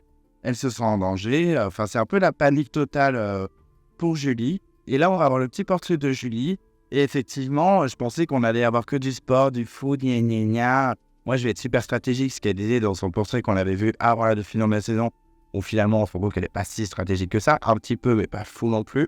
Et en fait, moi, ce qui m'a marqué dans ce portrait, c'est les passages où elle est avec sa famille, avec ses proches, avec ses parents, son frère aussi, il me semble. Et on sent une Julie complètement différente de ce qu'on voit à la télé, parce que c'est vrai qu'on a une Julie très fermée, comme je dis la semaine dernière, elle est toujours comme ça. Elle fait toujours la tronche. Et effectivement, là, on l'a vue souriante, on l'a vue chaleureuse, on l'a vue proche de sa famille et tout. Et ça fait plaisir d'avoir comme ça. C'est vrai que moi, Julie, depuis le début, je suis un peu osef depuis le premier épisode. Pourtant, les portraits, j'ai un petit peu aimé. Je me suis dit, peut-être une grosse stratégie de la saison, et finalement, non. Mais là, j'ai bien aimé ce côté humain, en fait, vraiment en mode souriante, chaleureuse. Je crois que c'est seulement on l'a vu sourire dans les épisodes, c'est pendant le portrait. Donc, j'étais plutôt content. En tout cas, ça m'a fait plaisir de voir son portrait. Même si c'était pas le meilleur portrait, on voit une autre facette de Julie et ça fait plaisir. Et là, c'est vrai que vient le moment des spéculations, des stratégies. Tout le monde va parler sur tout le monde, ça va être un peu compliqué. Et c'est vrai que là, on a une discussion entre Anne-Sophie et Julie. On a une Anne-Sophie qui se sent ultra en danger. Julie également, mais Anne-Sophie dit non, mais t'inquiète. Ils vont tous vouloir virer Tania. C'est sûr que ça va jouer entre moi et Tania. Ne t'inquiète pas, je pense que les ex-jeunes vont voter contre moi et les rouges vont voter contre Tania. Donc, pas d'inquiétude, ne te fais pas de mouvement, ne t'inquiète pas, Julie, tu vas être safe. Donc, effectivement, elle va être safe au final, mais elle va avoir quand même des votes contre elle. Donc, je pensais pas que Julie était autant en danger quand j'ai vu les votes. Et c'est vrai que je la comprends parce que finalement, elle n'est pas sereine du tout. Elle sait que les couleurs sont là quand même, que ça peut jouer contre elle avec le vote en plus, que ça peut faire basculer sur l'aventure. Donc, elle est très inquiète. Et je la comprends un peu. C'est vrai que sur le coup, je me dis, mais non, elle n'est pas en danger. Et quand j'ai vu les voix, je me suis dit, ah, mais en fait, si, elle était un petit peu en danger quand même. Et là, on a une petite discussion entre Nicolas et Laura. Et c'est vrai qu'ils veulent virer Anne-Sophie, se mettre pas mal d'accord. Nicolas veut sortir Anne-Sophie parce que voilà, il n'a aucune affinité avec elle et puis qu'elle n'a pas assez d'emprunt par rapport aux autres. Laura, c'est pareil, elle n'a pas d'affinité, elle la connaît très peu. Donc, elle dit c'est malheureux, mais c'est comme ça. En plus, sportivement, c'est la moins bonne. Donc, clairement, ils se mettent d'accord pour sortir Anne-Sophie. Et c'est vrai que là, on a Nicolas qui demande à Laura si elle peut rallier Clémence à leur alliance. En plus, Clémence est proche d'Elena, donc ça fait toujours plus de votes. C'est toujours plus rassurant d'avoir des votes en plus, en une plus grosse alliance, ça peut être sympa. Et là, c'est vrai que Laura part en mission avec Clémence, elle discute toutes les deux. Et Laura lui dit, vote avec nous contre Anne-Sophie et tout. Et Clémence, qui est encore dans le délire Wolf Sainte-Jeune, dit, nous, on voulait voter contre Julie. Et Laura lui balance clairement, Anne-Sophie voulait voter contre toi. Et Clémence, elle dit, ouais, mais je sais. Non, mais genre, Clémence, je savais. D'accord. Elle dit, mais moi, le problème, c'est que je veux pas me rallier avec Tania. C'est clair, je veux pas être en alliance avec Tania. Clémence ne peut pas avoir Tania en peinture, apparemment. Alors, c'est pas possible. C'est vrai qu'au début, elles n'étaient pas forcément grave copines, mais il n'y a pas eu d'histoire non plus. Pas beaucoup cet acharnement. Enfin, stop. C'est qui a voté contre elle et l'a fait sortir? C'est Clémence. Donc voilà, je trouve ça un peu limite, même si Clémence, elle était sefa, mais ouais, c'est pas pour kiffer cette frappe. On touche pas à ma petite Tania qui commence à bien monter dans le classement. Laura la rassure en disant non, elle n'est pas dans le délire. C'est vraiment les 4 garçons plus moi et toi, et c'est tout. Bon. Du coup, on a une Clémence qui est un peu dans l'hésitation, elle ne sait plus trop quoi faire. Est-ce qu'elle vote avec les rouges, dont Anne-Sophie, contre Julie? Est-ce qu'elle fait cette alliance avec les jaunes? Elle ne sait pas trop, on la sent un peu perdue. On retrouve ensuite Nicolas et Tania qui discutent et il lui dit clairement à Tania, voilà, on vote tous Anne-Sophie. Mais Tania, elle est méfiante, elle dit, mais on peut vraiment faire confiance à Fred, est-ce qu'il ne veut pas nous la faire à l'envers? Il dit, non, t'inquiète, il va voter contre Julie, c'est bon, tout va bien, il ne va pas voter contre toi. Mais Tania, voilà, elle est un peu hésitante, et face caméra, elle dit, voilà, tout peut se passer dans plein tas. Moi, j'aime bien gérer mes stratégies, et là, je ne les gère pas. Moi, je me méfie. Bon, c'est vrai que Tania, elle peut se méfier, je pense que c'est la candidate qui a eu le plus de votes contre elle dans l'aventure pour le moment. Est-ce qu'elle va battre des records? Je pense que c'est celle qui a le plus de votes dans la saison pour le moment. Donc, effectivement, je la comprends. Qu'elle soit très inquiète. Donc, voilà, elle n'est pas rassurée du tout. Nicolas, de son côté, dit que voilà, avec toutes ces nouvelles alliances, toutes ces hypothèses qui s'accumulent et les électrons libres comme Anne-Sophie ou Esteban, vraiment, tout peut se jouer au conseil. Donc, là, carrément, le montage nous faisait croire qu'il y avait un petit peu de mystère, machin. D'ailleurs, l'élimination est un blindside, puisque dans les 80% de blindside, et vu que la principale concernée dit qu'elle ne s'y attendait pas du tout, alors que nous, devant notre téléviseur, on était en mode, oui, mais c'était évident. Donc, blindside pour elle, mais pas pour nous. Mais en tout cas, voilà, le montage nous faisait croire que tout était possible. Et on a même Esteban, lui qui dit, bon, mais voilà, tout le monde me dit de voter ci, voter ça. Moi, j'ai pas envie qu'on me dise de quoi voter, donc je vais voter ce que j'ai envie de voter. Ok. Donc, Esteban, lui, il rigole zéro, il va voter n'importe quoi. Mais en plus, je le sens même pas menacé, donc il a bien raison, qu'il fait ce qu'il veut, on verra bien. Et là, le scandale du siècle, alors c'était tapé une pub, il n'y a même pas 10 minutes, on se retape une nouvelle pub, vraiment, ils nous ont pas respecté. D'habitude, je continue à dire non, mais les pubs c'est chiant, ouais, clairement, gna. Mais moi, c'est le moment où je me pose, où voilà, je peux enfin respirer et arrêter de prendre des notes, boire un coup tranquille. Là, j'étais en mode, c'est une blague. Ouais, vous foutez de ma gueule. Et je m'y attendais en plus, je m'y attendais. Mais je suis quand même colère.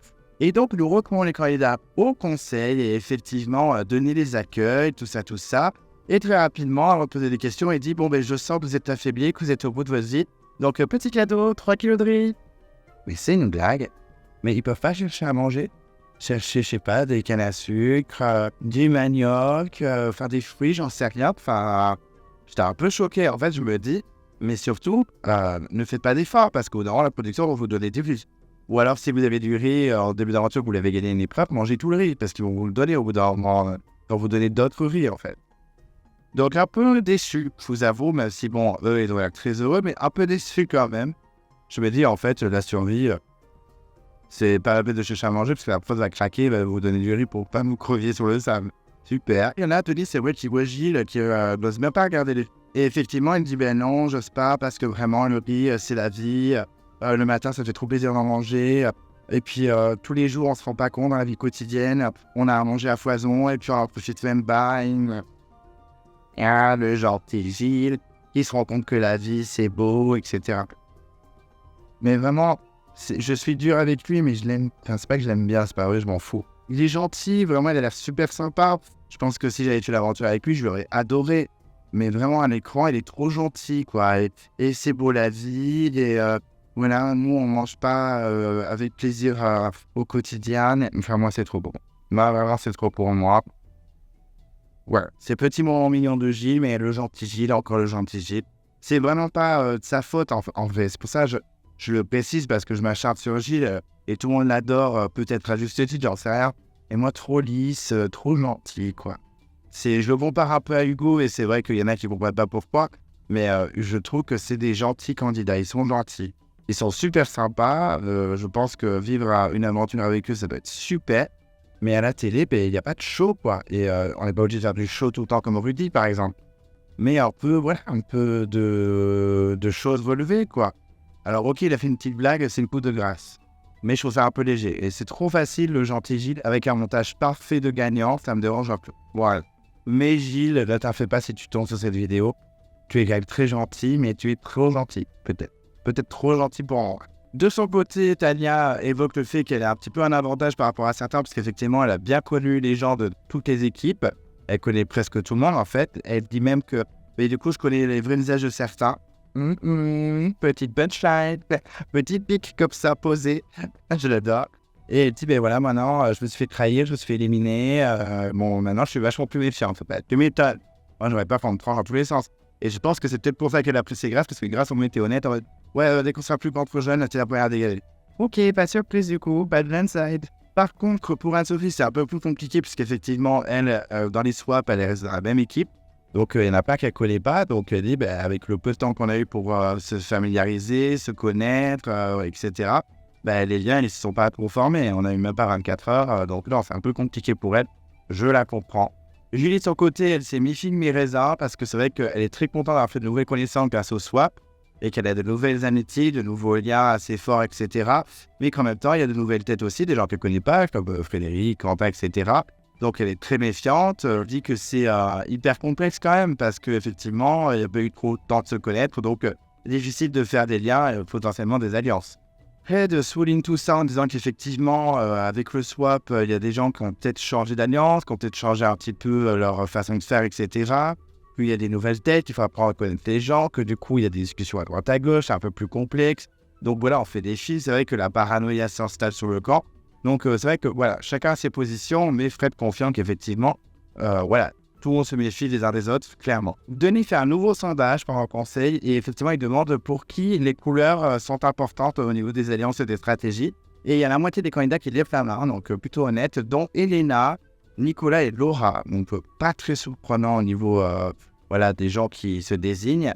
Et Gilles dit non, non, moi les couleurs, peu importe. C'est vrai qu'avec le swap, moi j'ai créé des amitiés, des liens assez forts avec pas mal de monde. Il dit même Elena que je connaissais pas en 24 heures, je me suis attaché. La preuve que Elena a un très très bon social, puisque même Gilles l'apprécie en espace de 24 heures. Voilà, je souligne pour défendre un petit peu Elena qui se fait massacrer sur les réseaux avec Clémence. Mais voilà, pour lui, il n'y a pas de couleur. On verra, Gilles, s'il n'y a pas de couleur. Ça t'arrange bien, parce qu'effectivement, tu vas retrouver Frédéric et Quentin, ils sont rouges. Donc ça t'arrange un peu aussi le gentil Gilles de faire de petites alliances quand même. Elena s'exprime également par rapport au talisman. Elle est très contente de sa position. Elle est sauvée. Surtout qu'elle dit la phrase « Je suis très contente d'avoir gagné une épreuve très importante ». Donc là, Twitter va être en feu. Ils ont dû la démonter. Mais pour moi, c'est sa façon de s'exprimer. Elena, elle aime bien parler comme ça, c'est tout. Et TF1 aime bien aussi mettre en avant ces petites phrases pour faire passer Elena pour une meuf un peu prétentieuse, je pense. Mais en tout cas, je pense que Twitter était en feu. De son côté, Clémence est très contente d'avoir le totem, puisqu'effectivement, elle est immunisée. Donc, elle peut voter tranquillement, regarder ce qui se passe, sans être stressée, sans être inquiétée. Et je la comprends clairement. Donc, ensuite, on a les votes. On voit Anne-Sophie voter Tania, mais on ne voit pas de justificatif. Clémence vote Julie, comme elle l'avait dit dès le départ. Donc, elle n'a pas trop écouté Laura, elle a fait comme c'était prévu. Quentin vote Tania, tout simplement parce que c'est celle avec qui il a moins d'affinité. Et Tania vote à Sophie tout simplement parce qu'elle est stratège et surtout, elle n'a pas eu une fois, donc stop, au bout d'un moment, ça dégage. Denis demande si quelqu'un a le collier d'immunité. Effectivement, tout le monde se regarde. Et Quentin sort son collier d'immunité. En même temps, il n'avait pas de choix, il le dit. C'est un collier qui a la durée de vie jusqu'au premier conseil de la réunification, donc je le sors. Il n'était clairement pas en danger, mais il le sort pour lui. On ne sait jamais. Ah, les surprises, ça arrive souvent dans Koh Lanta. Elena doit choisir également pour qui elle utilise le talisman. Donc là, on a Dolly qui explique les règles du talisman. C'est reparti parce qu'on n'avait pas très bien compris. Hein. C'est vrai qu'en 9 épisodes, répété 10 fois à chaque épisode, on n'avait pas trop compris. Et Elena, très rapidement, dit qu'elle joue au talisman pour elle. Bon, bah, pas choquant. Elle avait dit depuis le début. Bon, j'aurais fait pareil, on ne sait jamais. Mais c'est vrai qu'au moment où elle dit ça, on a une tête d'Anne-Sophie. C'est vrai que si elle avait sauvé Anne-Sophie, Tania serait sortie. Je pense que ça n'aurait pas dérangé Elena, mais on ne sait jamais. Elena, je pense qu'elle pourrait se sentir potentiellement en danger. Et ensuite, on a le dépouillement. Donc, les votes ont tombé un par un et rapidement, 3 candidats seront à égalité. Effectivement, on va avoir 3 votes contre Tania, 3 votes contre Anne-Sophie et 3 votes contre Julie. Donc, je ne pensais pas que Julie aurait autant de votes quand même. Donc là, on est à 9 voix. Effectivement, les 3 filles sont à égalité parfaite. Et donc, il ne reste plus que 3 votes. Et là, malheureusement, pour Anne-Sophie, les votes s'enchaînent. Et donc, on a Anne-Sophie. Et ensuite, le vote décisif Anne-Sophie. Et pour souligner, un troisième Anne-Sophie. Donc, Anne-Sophie a eu 6 votes contre elle. Donc, elle semble surprise, mais elle n'en fait pas des tonnes. Elle prend son flambeau. Elle se fait éteindre le flambeau par Denis. Et voilà, sa réaction tombe rapidement. Elle est très surprise. Surtout que j'ai oublié de dire, pendant qu'elle allait chercher les flambeaux, on a Frédéric qui est vraiment en mode... Qu'est-ce qui se passe? Je comprends pas. Vraiment, il joue jusqu'au bout. Là, c'est un truc que pas mal de candidats Survivor font. Hein. Je fais un petit clin d'œil à Sarah dans Survivor saison 34, il me semble. Game Changer, la saison. Et effectivement, Sarah avait trahi une de ses alliés. Et quand elle se fait éliminer, elle en mode... Mais qu'est-ce que c'est que ce bazar? Faut bien faire croire que c'était Bad qui était dans le coup. Et là, Fred fait pareil, en fait. Mais qu'est-ce qui s'est passé? Donc ça m'a fait un peu rigoler. Je trouve que voilà, c'était plutôt bien joué de sa part. Je vais lui donner un peu de crédit, je vais donner un peu ça pour lui. Effectivement, c'était bien joué de sa part. Et donc oui, elle est choquée là, Sophie, elle s'y attendait pas du tout. Elle est assez triste, hein. Elle pensait pas du tout sortir ce soir. Elle pensait que les 6 rouges allaient voter contre Tania, hein, clairement, et que Tania allait sortir. Et Frédéric lève la main et s'exprime sur le sujet. Il dit effectivement au dernier moment, on a décidé de splitter les votes entre Tania et Julie. Et on était persuadé que les jeunes feraient pareil, au cas où, en cas s'il y avait un collier, etc. Et donc, désolé, on a fait une mauvaise stratégie. Et on fait une mauvaise stratégie, Frédéric, bien sûr. Et Sophie dit, c'est pas grave, t'inquiète. Alors que clairement, je pense qu'elle avait bien les boules, puisqu'effectivement, vérification veut dire retour du vote noir. Et Sophie décide de le donner à Julie. Donc une jaune et pas un rouge. Et au moment où elle le donne, c'est marrant parce qu'on a Julie qui dit « Ah, tu es choquée, je m'y attendais tellement pas. » En plus, trop marrant à ce moment-là, on entend Denis parler en fond. On sent qu'il y a eu un enregistrement son un peu chelou. C'était plutôt rigolo, mais au moins on était vraiment dedans. Moi, j'aime bien un petit peu les enregistrements comme ça où on entend un son, derrière on entend un autre, un sous-titre. Je trouve ça plutôt cool. On est vraiment dans le truc, on est dans le vif du sujet. Donc Julie est plutôt choquée, elle ne s'y attendait pas du tout. Et Anne-Sophie quitte donc le conseil et c'est terminé. Et c'est la première membre du jury de Koh Lanta, le feu sacré. Et ensuite, on a le teaser qui nous promet pas mal d'actions. C'est vrai que le teaser nous s'enchaîne pas mal. On voit qu'on a l'épreuve des sacs. On a une Julie qui est à la fois qui a la niaque et qui a l'œil aiguisé. On sent qu'elle va être au taquet. On sent qu'on va un peu plus la voir. Ça fait plaisir. Et effectivement, on a Gilles, lui, qui veut garder la tête froide. Il se tape même la tête comme ça. Je te dis, ok, Gilles, calme-toi. On voit ensuite Tania dans une discussion, et on s'est un peu sorti de son contexte, mais c'est un peu surprenant. Pourquoi il parle de Tania? Ils veulent la sortir, ou elle est en train de les observer, ils l'ont repérée, je ne sais pas. Et on a un Nicolas qui dit si elle reste en jeu, elle peut faire très très mal. Est-ce qu'il parle de Tania ou est-ce que c'est les lois du montage, les petits montages un peu bizarres où on croit que c'est si c'est ça, elle ne veut pas du tout. Et on a une Elena qui dit face caméra je pense qu'il aurait beaucoup de mal à trahir. Bonsoir Elena, tout est possible. Et on a une Clémence qui fait un petit peu sa maline et qui dit je suis bien contente d'avoir déjoué les plans de mes adversaires. Est-ce que Clémence va retourner le game? J'espère parce que j'ai envie que les filles retournent les puissances 4 s'il vous plaît. En tout cas, c'est un teaser qui a pas mal bougé. Ça donne envie de voir la suite, clairement. Parce que cet épisode, c'est pas qu'il était un peu mou, mais bon, c'était la suite de l'autre épisode. Donc pas fou. Donc en tout cas, voilà, ça donne envie et il me tarde déjà d'être la semaine prochaine. J'espère que les filles vont retourner le game. Ensuite, on a l'interview éliminée, donc à Sophie qui dit qu'elle est dégoûtée, qu'elle n'en revient pas d'être éliminée, vraiment, elle est choquée. Elle s'y attendait pas du tout, elle tombe des nues, elle tombe de 8 étages comme tout à l'heure. Et elle dit clairement, j'ai voté mon vote noir à Julie, tout simplement parce que c'est à cause des rouges que je suis sorti. Et en plus, Julie, je l'aime bien. Et donc là, ensuite, on voit les votes des candidats qui ont voté contre elle, et la première, c'est Julie. qui vote contre Anne-Sophie en disant, de toute façon, c'est toi ou moi, je suis en danger, etc. Donc, j'ai trouvé ça plutôt ironique. À la pauvre, elle a donné son vote à une meuf qui a voté contre elle. C'est horrible, mais bon, c'est comme ça. Mais bon, voilà, Anne-Sophie est sortie. Je pense qu'elle est tombée des nues. Nous, pas du tout. Je pense que beaucoup d'entre nous savaient que Anne-Sophie allait sortir. Eh bien, écoutez, je pense qu'il y a pas mal d'entre vous qui se disent que je suis très content qu'elle soit sortie. Moi, c'était 2 épisodes que, voilà, elle me fatiguait plus trop. Ça allait, elle était un peu plus osef que Hate. Même si j'ai pas oublié son début d'aventure insupportable où elle m'a sorti Alexandre, Tania et compagnie. Mais en tout cas, voilà, Sophie, elle sort. Mais ensuite, on voit également les votes des autres candidats à part Julie. On voit Laura qui vote contre elle parce qu'elle n'est pas sportive. On voit Nicolas qui vote contre elle également parce qu'il n'a pas d'affinité avec elle. Gilles qui vote également Sophie pour les mêmes raisons parce qu'il n'a pas du tout d'affinité avec elle. Et là, j'étais vraiment choqué, je ne m'attendais pas à ce qu'il vote contre elle. C'est Esteban qui vote à Sophie parce que c'est une vraie girouette.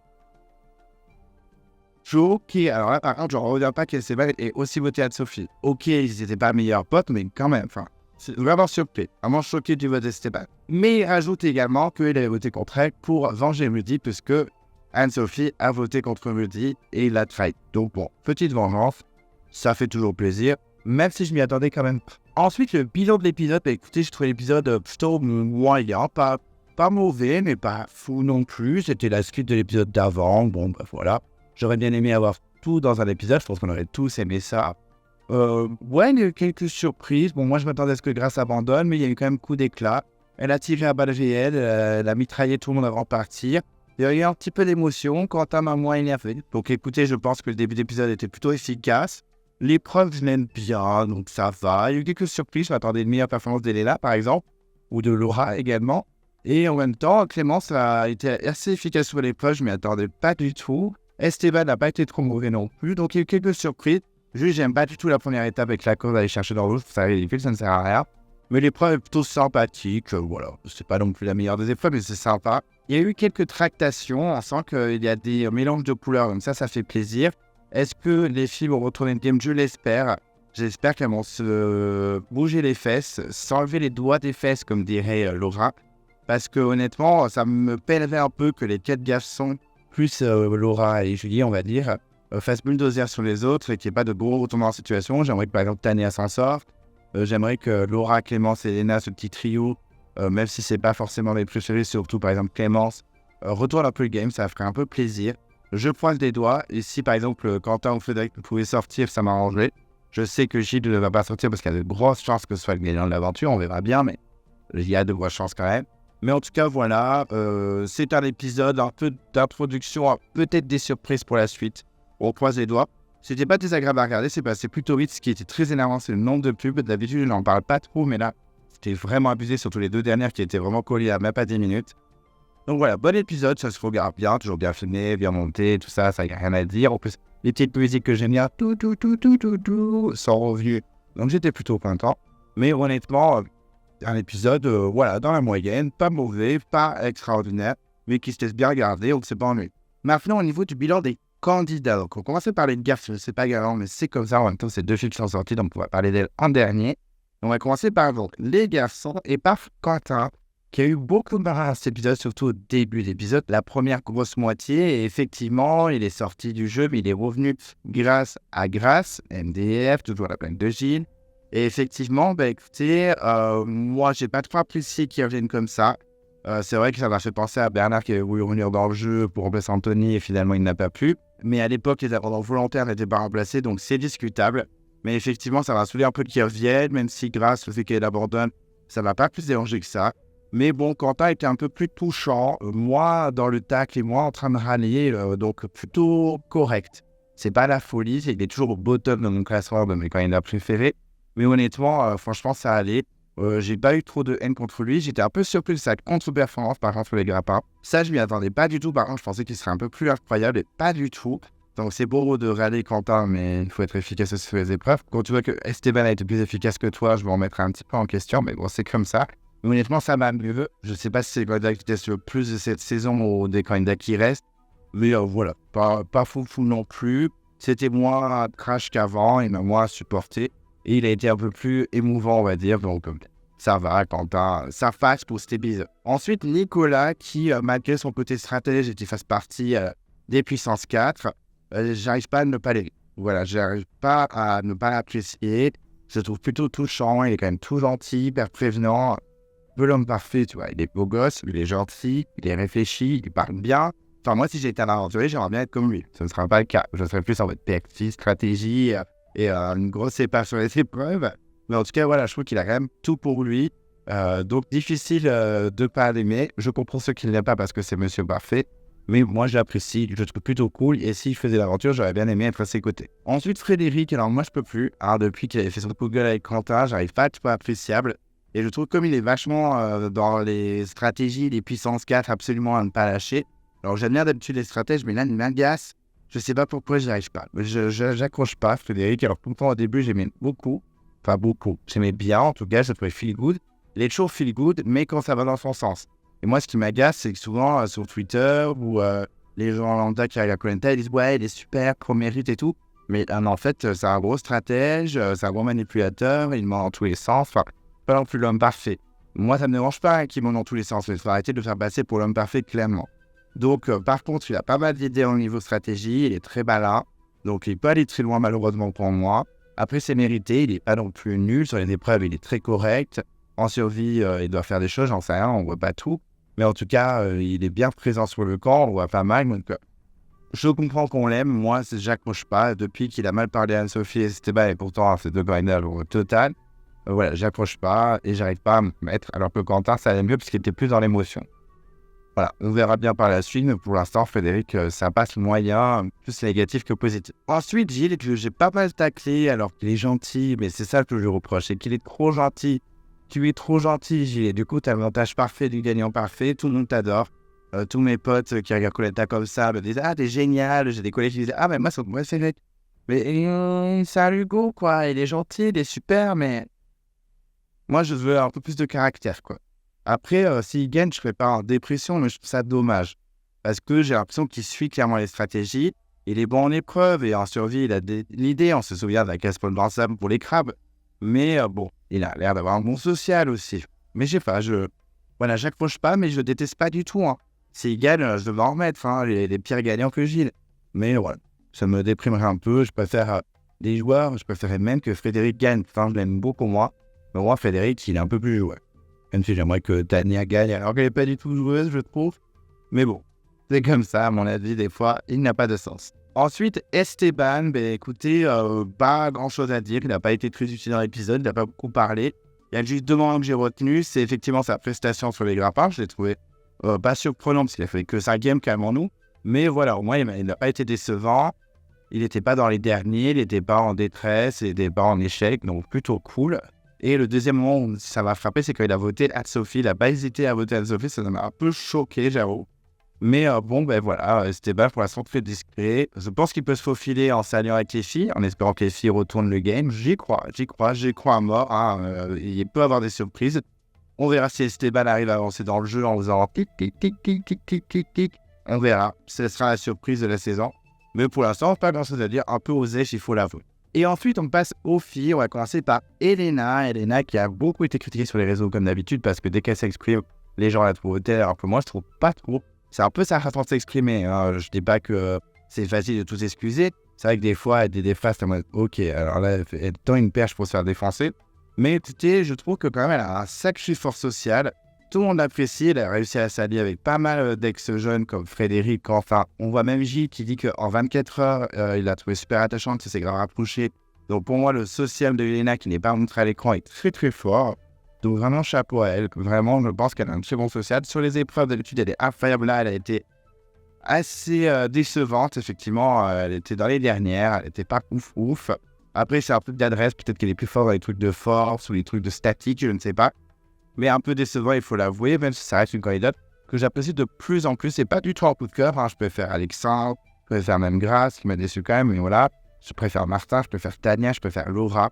Mais elle ne me dérange pas. Et surtout, je vais soutenir ces trois filles, Laura, Elena et Clémence, parce que j'espère que ce noyau de filles va se rallier à des Julie, des Tania, des Esteban pour retourner les puissances 4. Je l'espère, les puissances 4, détruisez-moi ça.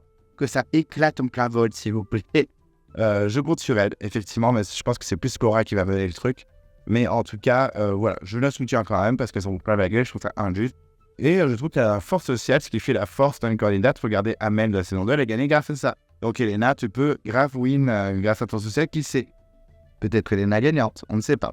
Ensuite, Clémence, alors je vous l'avais dit, je n'apprécie pas du tout depuis le début, puis là ça va mieux depuis 2-3 épisodes. J'ai toujours pas la folie. Alors je vais pas mentir, il n'y a pas beaucoup de cœur non plus, je préfère largement Elena, mais elle ne me dérange pas plus que ça. Je la trouve quand même plutôt franche, il y en a plein qui disent ouais c'est une sorcière, c'est une grosse hypocrite, sauf qu'au moins quand elle dit à Anne-Sophie, ah non, t'es pas monté contre toi, parce que c'est dans le jeu, c'est dans la stratégie, il faut mentir, c'est comme dans les jeux de stratégie. C'est comme Secret Story, des fois ils se mentent, pas parce qu'ils aiment mentir, c'est parce qu'ils ont besoin pour les stratégies, les votes et les alliances. Donc elle le fait, et face caméra, elle avoue, oui, c'est vrai, comptez vraiment peut-être Sophie. Elle fait pas un Nicolas du Totem Maudit en mode, même face caméra, ah non, je ne suis pas double jeu. Si. Sauf que là, pour moi, elle est honnête. Donc ça, on peut pas lui enlever. C'est pas du tout un coup de cœur, elle est dans la moyenne, elle est clairement OSEF pour moi. Mais je trouve qu'au moins, elle est honnête. Et puis j'espère que ce trio avec Elena et Laura va tout exploser. Donc je la soutiens un tout petit peu quand même. Ensuite, Laura, qu'on n'a pas beaucoup vu dans l'épisode, très vite fait, juste pour parler de grâce, vite fait de stratégie avec Nicolas.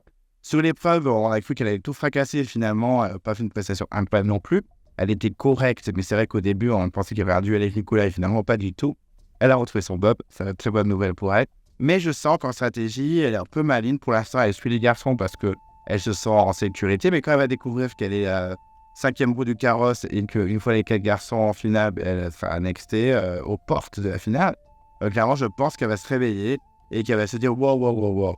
Avec tes filles, on va retourner le game. Donc, je l'espère. Vraiment, c'est le trio où c'est pas des gros coups de cœur non plus, mais je les soutiens parce que je compte sur elles. Tout mon espoir sont sur leurs épaules pour retourner le game et exposer cette alliance de mecs, les 4 mousquetaires, les 4 fantastiques, les 4 cornichons, les 4 sacs à dos. Je m'en vais de comment vous les appeler. Mais je veux que ça éclate en plein vol, même s'il y a Nicolas que j'aime beaucoup et Gilles qui me dérange pas, parce que c'est trop gentil. J'avoue que si elle pouvait retourner le game, ça serait sympa. Donc je compte sur vous, les filles. Vraiment, je compte sur vous. Ensuite, Tania. Écoutez, Tania, c'est vrai que elle n'est pas super stratège. Elle n'est pas incroyable en épreuve. Elle n'a pas un social de foufou parce que pas mal de gens ne l'apprécient pas. En survie, on voit pas grand-chose. En gros, elle n'a pas du tout les capresses. Mais je l'aime. Moi, je sais pas, je l'aime bien. Je la trouve fraîche. Je la trouve honnête, je la trouve nature. Quand Grâce est partie, elle était en larmes totales. Et bien moi, ça m'a touché. Je l'ai trouvée très mignonne. Elle se méfie quand même si c'est pas la reine des stratèges, elle se méfie quand même.